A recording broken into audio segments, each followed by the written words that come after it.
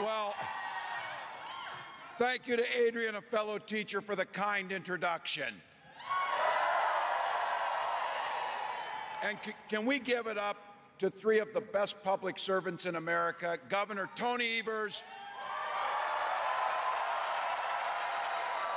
Senator Tammy Baldwin, Congresswoman Gwen Moore. Send Gwen and Tammy back to Washington. Hello, Milwaukee. I want to start tonight by thanking the love of my life, my wife, Gwen. And I'm grateful to my two kids, Hope and Gus, for coming along on this amazing journey. And I want to thank each and every one of you for coming out. You could have been anywhere tonight. You all showed up here tonight because you love America. Thank you. Thank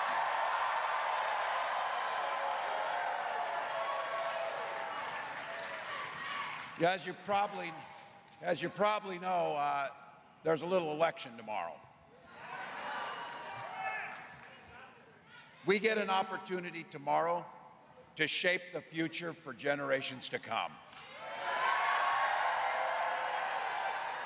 We get the chance to elect a new generation of leadership and have Kamala Harris lead us in a new way forward.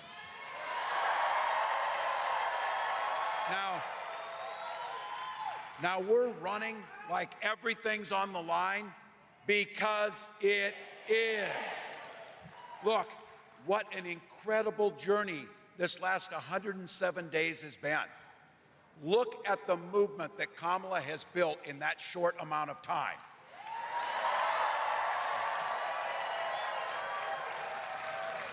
Now imagine what she'll do in 4 years.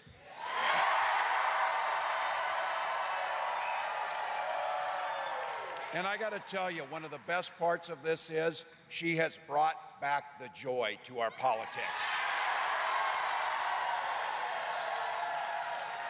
Look, this is a pretty amazing journey for me, too. A kid from Butte, Nebraska, and a kid from Oakland, California, now find themselves with the opportunity tomorrow to become the next president and vice president of the United States.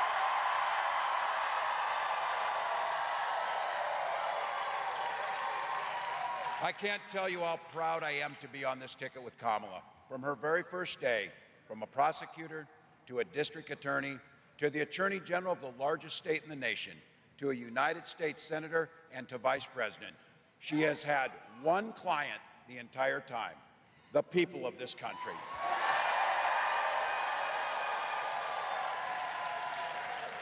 This is a servant leader who stood up for women and children against predators and abusers. She stood up with seniors and workers against fraudsters and big corporate interests. And she stood with families and communities against transnational gangs and traffickers.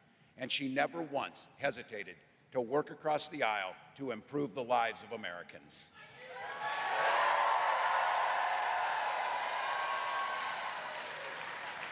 When people came to her asking for help, she didn't ask if they were Democrat or Republicans. She simply said, "How can I help?" Now look, we get an opportunity together to build an economy that if you work hard, you don't just get by, you get ahead. And let's be clear about this. It does not matter if you're from a red state or a blue state, a big city or a small town. Everyone gets the shot to succeed in this country. That's a fight I'm proud to be part of. Look, I grew up in rural Nebraska. Population 400. Had 24 kids in my class, a bunch of cousins in there. But the thing you learn when you grow up in that small town is you understand what it means to take care of your neighbor. Same thing that happens when you grow up in a big town. You start to understand that your neighbor's and it matters, and we're all in this together, working towards the common good. Those are the values that animated Kamala and my service. That's the values that after tomorrow, we'll be able to take to the White House for the rest of this country.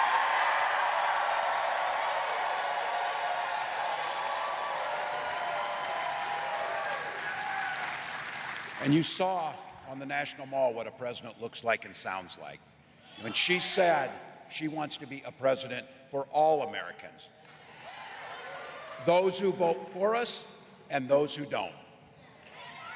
She and I both come from the middle class. We've lived this experience. We'll be relying on that experience every single day in the White House. That's why she said from day one, she'll be focused on lowering the cost of living for families and put more money back in the pockets of middle-class Americans.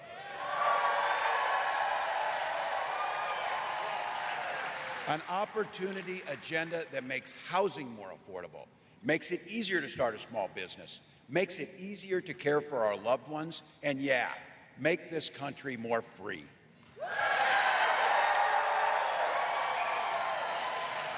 When Kamala and I talk about freedom, we mean the people should be free to make their own decisions about health care and who they love, not politicians.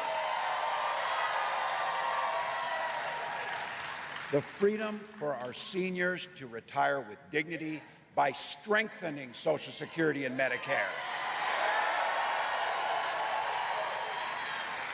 And yeah, as a teacher and a dad, the freedom to send our kids to school without worrying they'll be shot dead in their classroom.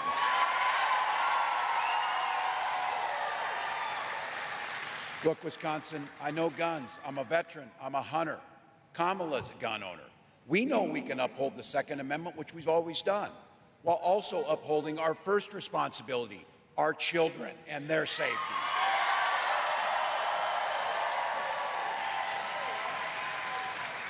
Let me speak to the guys in this room. I want you to think about the women in your life that you love. Their lives are literally at stake in this election. More than 20 states now have abortion bans, and our daughters and those loved ones you're thinking of now have fewer rights than their mothers and grandmothers. When Congress passes a law to restore the right to choose, to make Roe the law of the land, President Harris will sign it into law.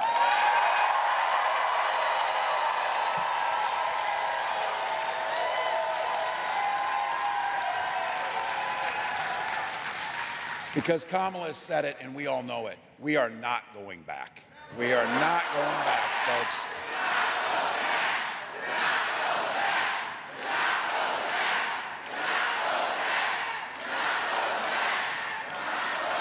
So, Milwaukee, I'm here today on behalf of Kamala Harris and myself to humbly ask you for your votes.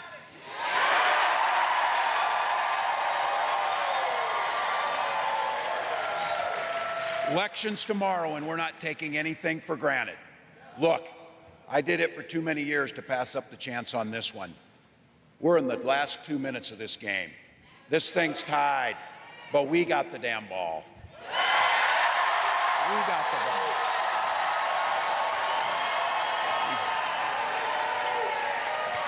We got the best quarterback in Kamala Harris. And we got the best team with the people right here in this room. There's gonna be a time, folks, as we get that last yard done, as we get this thing over.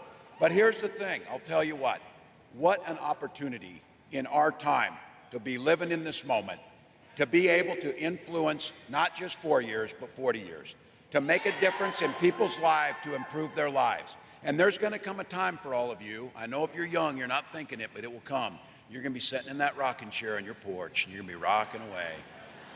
And a little one's going to come up. They just came from school where they're learning the history of the 2024 presidential election in the United States. And they're going to wonder, what did you do during that election when you protected the American experiment, when the rule of law held, when the Constitution was the law of the land, when dictators and division and darkness were thrown out, and unity and hopeful and a new way forward were in.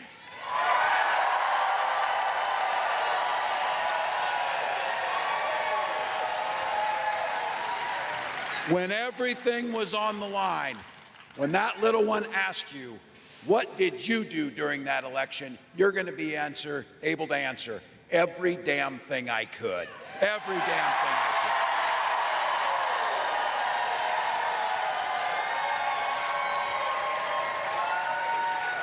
24 hours, Milwaukee, to a better future. 24 hours to President Harris. 24 hours to make a difference.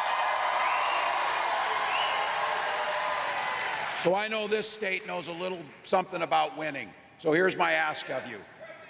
Wisconsin, win this thing for America. Let's go. Let's go.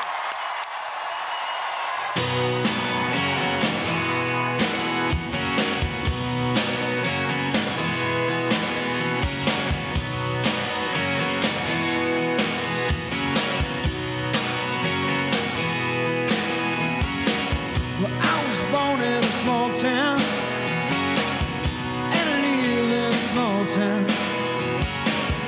Probably died in a small town, oh, small communities. All my friends are from small town. My parents live in the same small town.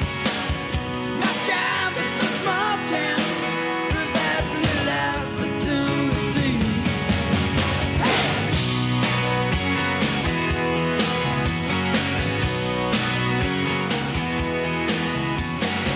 Educated in a small town, taught to fear Jesus in a small town. Used to dance